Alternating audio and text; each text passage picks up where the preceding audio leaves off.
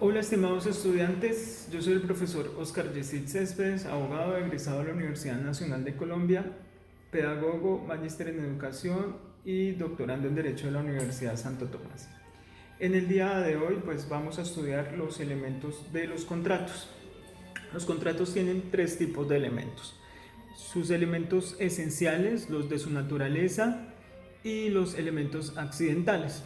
Los elementos esenciales de los contratos son aquellos sin los cuales el contrato no puede existir o deviene en un negocio sustancialmente distinto, transmutan un negocio sustancialmente distinto, degeneran otro tipo de contrato o de negocio jurídico. La doctrina ha identificado dos tipos de elementos esenciales: los que son los requisitos de existencia y validez del contrato, que son la capacidad, el consentimiento libre y exento de todo vicio, el objeto lícito, la causa lícita y las formalidades si se trata de contratos formales o solemnes, como por ejemplo en el caso de la venta de inmuebles, que tiene que ser por escritura pública. Y los elementos esenciales que le dan identidad o particulares de cada contrato en sí mismo considerado, como por ejemplo en el contrato de arrendamiento, el canon de arrendamiento y el objeto que se alquila son elementos esenciales de ese contrato. O por ejemplo en el contrato de compraventa, el precio y el objeto que se vende. Si faltase el precio, por ejemplo, en el contrato de compraventa, estaríamos en presencia de un negocio sustancialmente diferente, quizás, por ejemplo, una donación. Respecto de los elementos de la naturaleza de los contratos, son aquellos que la ley incorpora o que se incorporan al contrato por mandato de la ley, aun cuando las partes hayan guardado silencio al respecto.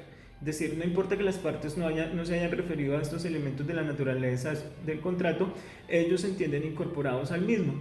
Son ejemplos de elementos de la naturaleza de los contratos, por ejemplo, todo el tema de los vicios redhibitorios o defectos ocultos de los bienes, o de los vicios de evicción, es decir, problemáticas jurídicas que puedan tener los bienes que se venden y que se compran. Aun cuando las partes nada digan sobre esto, pues tendrían que entrar a responder tanto por defectos materiales como por defectos jurídicos de los objetos que están vendiendo.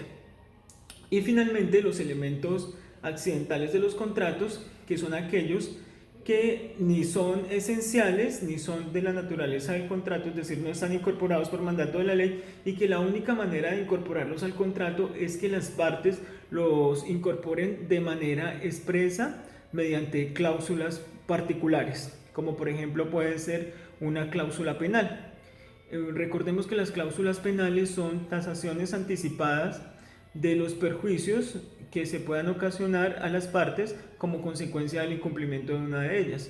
Entonces, en ese caso, para que la cláusula penal exista dentro del contrato, es necesario que las partes la hayan acordado de manera previa.